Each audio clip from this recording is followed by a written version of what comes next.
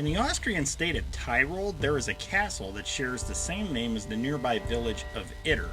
Castle Itter dates back to at least the year 1241 and has survived numerous battles and has been ripped up and rebuilt in each of those instances. But during the 20th century, it would act as the setting of what historians have dubbed, quote, the strangest battle of World War II, unquote. In 1938, the same year that Adolf Hitler had annexed his home country of Austria, Castle Itter was leased by the German government for future potential military applications. In 1943, those designs were finally realized when SS Lieutenant General Oswald Pohl, under the orders of Heinrich Himmler, converted the castle into a prison complex that would ultimately fall under the authority of the Nazi concentration camp at Dachau.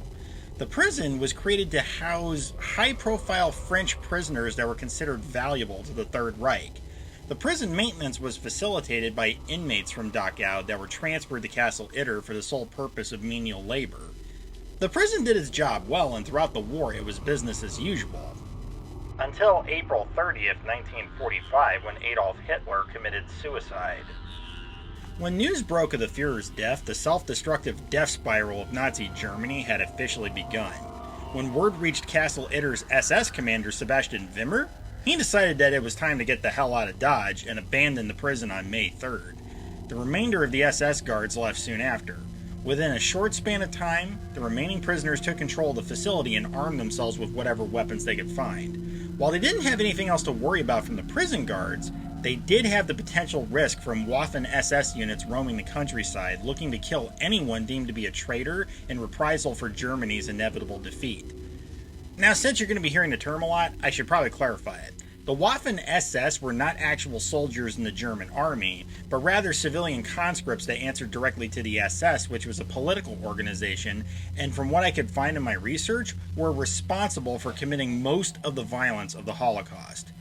So yeah, the inhabitants of Castle Itter seemed to be doomed. However, unknown to the mostly French prisoners, some very unlikely help was about to arrive. Prior to the guards abandoning their post at Castle Itter, two men had slipped away unnoticed and ventured out to surrounding areas and avoided the Waffen-SS patrols in order to find help in rescuing the prisoners.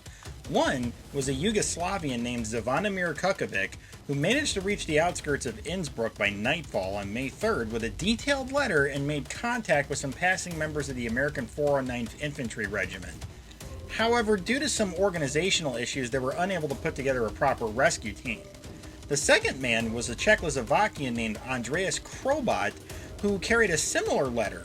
He managed to ride his bike down through the mountain passes and into the town of Wargl around midday of May 4th and made contact with the Austrian resistance movement, where he spoke directly to a renegade Wehrmacht commander named Major Joseph Gangl. Major Gangl was originally ordered by the German High Command in the region to retreat with the rest of the infantry, but against orders, he stayed behind with 20 of his most loyal soldiers so he could protect the civilian population against retaliatory attacks by the vengeful Waffen-SS troops, and in the process he joined up with the local resistance to assist them. Major Gangl's main plan was just to await the arrival of the American forces in order to peacefully surrender to them. But Krobat's letter changed everything. From the letter, Gangl learned that the prisoners at Castle Itter awaiting rescue included two former French prime ministers, two former French commanders-in-chief, a French resistance member / right-wing leader, a trade union leader, and the oldest sister of Charles de Gaulle. Basically, the prisoners were the people that could help shape France's post-war government and future. If the Waffen-SS troops got to him first, then it would be a potentially devastating setback for the newly liberated France. For the sake of the prisoners and his own conscience, Gangl knew that he needed to make contact with any Allied forces in the area to get reinforcements in order to go and save the prisoners. At the same time, an American recon unit from the 23rd Tank Battalion led by Captain John Lee arrived in the nearby town of Kufstein, where they were to wait to be relieved by the 36th Infantry Division. Soon after, Gangl managed to make contact with Captain Lee and notified him of the situation at Castle Itter. He also requested assistance with defending the castle from possible Waffen-SS attacks. Lee didn't hesitate to agree. After conducting a joint recon mission, Gangl and Lee rounded up their resources, which totaled about 36 men and 4 Sherman tanks. The joint German-American unit made an aggressive advance toward the castle and managed to eliminate a Waffen SS unit that was attempting to seal off the main access road by setting up roadblocks.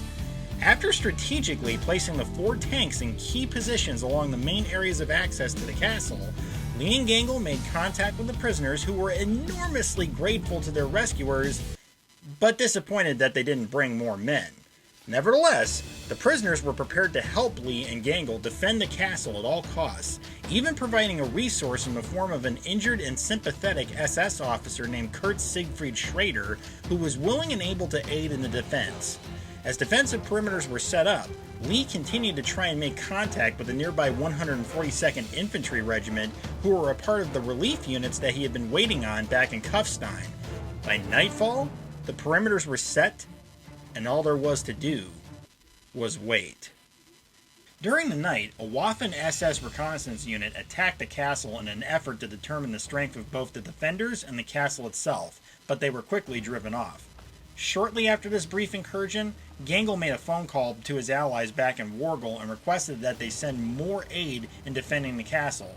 Sadly, all that the resistance was able to spare was 2 other German soldiers loyal to Gangle and a teenage resistance member. By the morning of May 5th, the Waffen SS had arrived at the castle with a force of 100 to 150 men, and they were hell-bent on making sure that no one in Castle Itter got out alive. And so, one of the final skirmishes of the Second World War had begun. The fighting was fierce and brutal, but the defenders of the castle were holding their own. Gangle's Wehrmacht, Lee's recon unit, and the able-bodied French prisoners fought side by side against the overwhelming odds and were holding the line as best as they could with dwindling ammunition. By the afternoon, Lee received the news that the miracle he was hoping for had arrived. The 142nd Infantry Regiment had finally gotten word of the battle and were ready to move in, but unfortunately the communication lines were cut off before Lee could give them the vital intel they needed to plan their approach. Then suddenly, one of the prisoners, a French tennis star named Jean Barota, volunteered to go over the exterior wall and past the enemy ranks to get the intel to the waiting 142nd Infantry. It was a dangerous gamble, but Lee agreed, and so Barota went over the wall and into the fray. The fighting continued for hours, and things were indeed getting desperate, but by 4 p.m., the 142nd Infantry appeared on the horizon, accompanied by Barota. The cavalry had arrived. With the sudden influx of reinforcements, the defenders made their final push, defeated the Waffen SS attackers, and won the day. In the aftermath of the battle, over 100 Waffen SS troops were dead, wounded, or captured, and the high-value prisoners were immediately evacuated and arrived safely in Paris on May 10th, 3 days after Germany officially surrendered. While the Battle of Castle Itter was indeed an Allied victory, it did come at a terrible cost with the battle's sole casualty. Major Joseph Gangle died in the battle. He had been reportedly hit by a sniper's bullet while saving the life of former French Prime Minister Paul Reynaud, who was caught in the fray. 4 defenders had been wounded, and one of the Sherman tanks had been destroyed, but that was all really the only damage that had been done on the defenders' side of the fight. Captain John Lee was ultimately awarded the Distinguished Service Cross for his heroic actions during the battle. Major Gangle was posthumously honored as a hero of the Austrian resistance for his brave sacrifice and honorable conduct just prior to the battle. He even had a street named after him in the town of Wargle. Being only one of 2 occasions where Germans and Americans fought side by side, the Battle of Castle Itter is indeed worthy of its title of the strangest battle of World War II. However, it should also go down in history as one of the most inspiring acts of heroism, selflessness, and humanity in the face of that war. Major Gangle had the courage to go against the orders of his own country's leadership to do what was right, and Captain Lee was open-minded enough to trust Gangle and selfless enough to lend his assistance in a venture that he knew was extremely dangerous for the sake of innocent lives. Just goes to show that while war may be the dominion of evil men, good men can often be found in the most desperate and impossible of circumstances. If you like this video, please show your support by hitting the like button and sharing it with your friends. If you're curious about my future content and want to hear more extraordinary tales, then please subscribe to my channel and hit the little bell icon so you'll be notified when new content is uploaded. Until next time, have a lovely day, stay safe out there, and most importantly, Look for the extraordinary.